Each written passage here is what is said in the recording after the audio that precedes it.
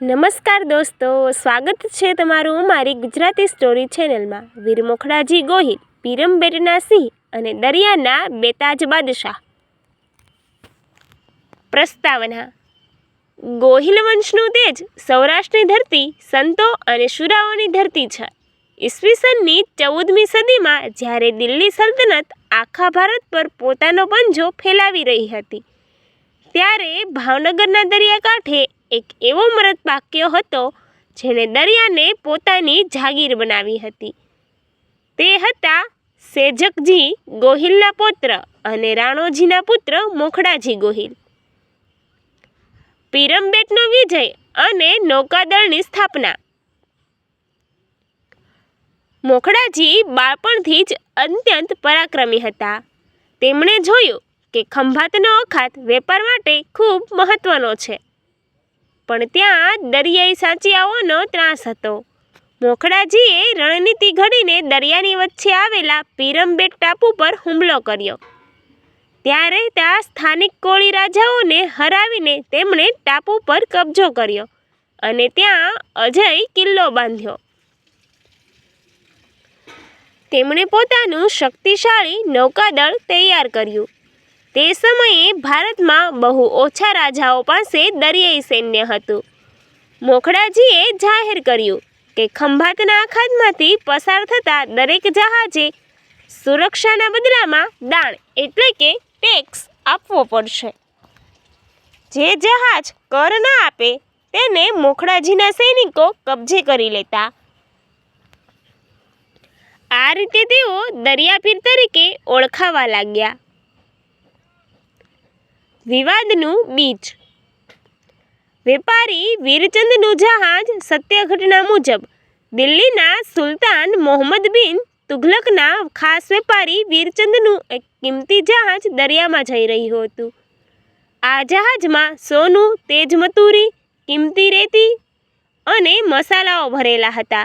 જ્યારે આ જહાજ પીરમબેટ પાસેથી પસાર થયું ત્યારે મોખડાજીના સૈનિકોએ તેને અટકાવ્યું અને કર માંગ્યો।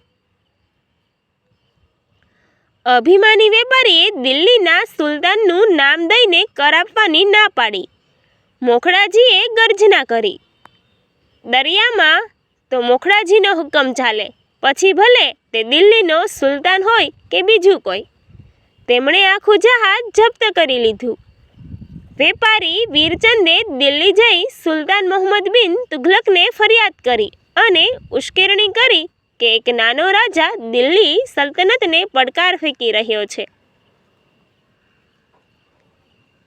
સુલતાનનું આક્રમણ અને ઘોઘાનું મેદાન તુઘલક આ સાંભળી ક્રોધે ભરાયો।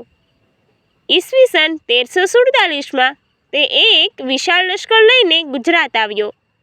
ઘોઘાના દરિયાકાંઠે સુલતાનની સેનાએ પડાવ નાખ્યો।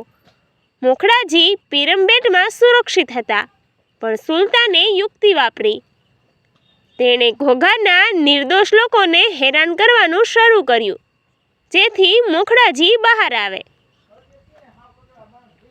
પોતાની પ્રજાને બચાવવા મોખડાજી પોતાના ચુનંદા 400 થી 500 કેસરિયાધારી રાજપૂતો સાથે હોડીઓમાં બેસી ઘોઘાના કાંઠે ઉતર્યા। હજારોની ફોજ સામે મુઠ્ઠીભર રાજપૂતોનો જંગ ખેલાયો। ધડ લડ્યું અને ઇતિહાસ રચાયો। યુદ્ધ ભયાનક હતું। મોખડાજીની બેધારી તલવાર સુલતાનના સૈનિકોના માથા ગાંજરમૂળાની જેમ કાપતી હતી। લડતા લડતા એક સમયે દુશ્મનોએ પાછળથી ઘા કર્યો અને વીર મોખડાજીનું મસ્તક એટલે કે માથું ધડથી અલગ થઈ ગયું। પણ અહીં કુદરતનો કરિશ્મા જોવા મળ્યો। માથું પડ્યા પછી પણ મોખડાજીનું ધડ તલવાર વીજતું રહ્યું।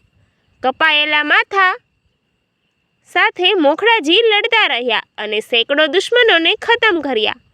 સુલતાન પોતે આ દ્રશ્ય જોઈને ફફડી ઉઠ્યો। અંતે જ્યારે મરેલા સૈનિકો પર ગળી છાંટવામાં આવી ત્યારે મોખડાજીનું ધડ શાંત પડ્યું। જે સમયે તેમનું માથું ત્યાં ખડગ તીર્થ અને જ્યાં ધડ પડ્યું ત્યાં તેમની સમાધિ આજે પણ પૂજાય છે।